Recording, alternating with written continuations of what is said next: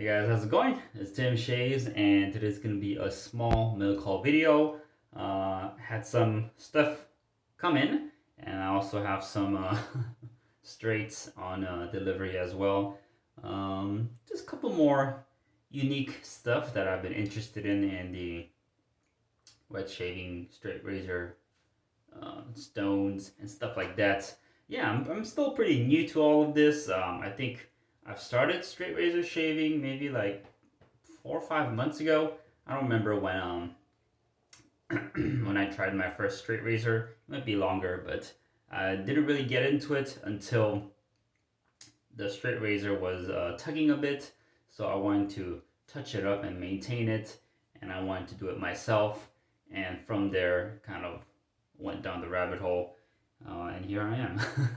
So I got more stuff on its way, but for today, just have two things that are on the block. And let's start off with just a basic, I don't know, plate, diamond plate. This is a Atoma. I think it's a diamond plate. I'm not really sure what the term is, but it's supposed to be very flat, and it looks very flat. It just feels like a slab of metal with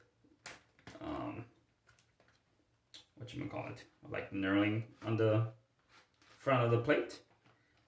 And this is supposed to be used to flatten out whetstones. This is how it looks like. Very shiny. This has the grit part over here, or knurlings. This is a Atoma 600, as you can see on the side. Atoma 600. I already used it a bit. You can see some watermarks. I washed it out yesterday, and yeah. So I'm using this to flatten out my whetstones. I was using my Norton flattening stone, but that turned out to be not as useful, because mistakenly, I used the Norton flattening stone to flatten out my Arkansas stones, and those arcs are very hard, and they will dish out the flattening stone very easily. So once I did that, I could visibly see the flattening stone not flat. It was a dish towards the front of the plate. So I tried to make it work, but yeah, that Norton flattening stone, it wasn't very durable, and it wasn't flat. So when I flattened my other stones with a dished out Norton, that would have been not good. The result would have been poor. So I was luckily able to return it. Amazon policy. I said, but it is what it is. Yeah, so I got this one instead, Atoma 600. This should last me quite a bit, and also I think you can replace the top over here with some other sheets. But yeah, so I'll be using this to flatten out my stones. I think you can also use this to hone like kitchen knives, as you can probably see over here in some Japanese writings. But yeah, I might also get a stone holder. I don't have that yet, so but we'll see. All right, next one up. This one is a vintage item, and I was very interested in it. I was interested in picking up one, and I got this for a decent price. So this one is a Barber's hone. This is the Carborundum razor hone, manufactured by Carborundum Company. It says some like dates: 1900, 1901, 1893, 1802. I don't know what those are, but it says produced at Niagara Falls, New York. I don't know if you can see it, but this is the old vintage barber's hone, where when barbers used to shave their clients with a straight razor, as the blades got dull, they didn't have time to go to a hone and like hone everything. So instead, they would have a couple of these barber's hones in their pockets, and whenever the blade felt tuggy or dull, they would bring it up and just hone on them a couple strokes, and the blades would be that'll be how they maintain the blade, and it would bring it back to a sharp, I guess, non-tugging edge. And yeah, so this is one of them. It's kind of dirty. The stone is not there. I cleaned it up already, and this is the instructions or the description to it. Carborundum razor hone. Recognized as superior to all others. Made of finest hand-graded carborundum powder. A few strokes on this hone is all that is necessary to produce a keen, non-dueling edge. And I see a little bug over here. It looks like, I don't know what that is, so I'm gonna, I'll need to kill that little bugger. I don't wanna have whatever's in here.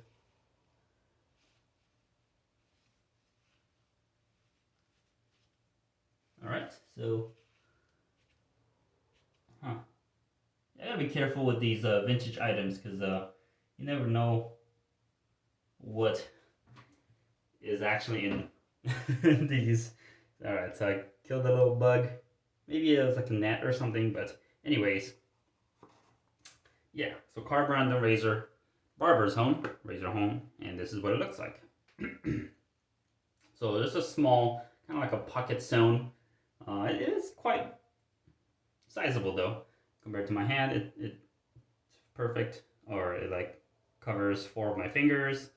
And yeah, so you just kind of put this on the palm here, get your straight razor, hone it for like, I don't know, 5-6 strokes, and then your razor will be back to a good condition, being able to use it again and not have it tug. Also, another way to use this, I think you can use it with water, dry with oil, but barbers would get their lather, put the lather over here as a lubricant, and then hone it, or yeah, maintain it, touch it up. And so I might try that out. I've also heard that this is kind of on the more grittier side. It's not a finisher per se, but it's more of like the maintaining edge. This is, I think a lot of the Barber's hone are known to be around 6 to 8K in the grit rating, but when I feel this, it feels a bit lower. It feels like around 5K, even lower than 5K, but I'll try that out. And this one, the Carborundum company produced a lot of different Barber's hones, and this one is number 106. There's like number 79, number 101, 102, 103, 104, 105, 120, whatever. It goes on and on. There's a lot of different Barber's hones out there, but I have the 106, and when I looked it up, Keith over at Atoma Nagura had a little description on them. 106 is known to be a little bit on the coarser side compared to other like 101 to 100 to 101, 102 compared to those Barber's hones. But yeah, we'll see. I think I'm gonna lap this Barber's hone, maybe give it a little chamfer around the edges, and then when my blade is doling, I might take this out, put some lather in it, and try to maintain it and see if the edge comes back to life. But yeah, interested in this. I'm kind of interested in another Barber's hone as well, the Franz Swati.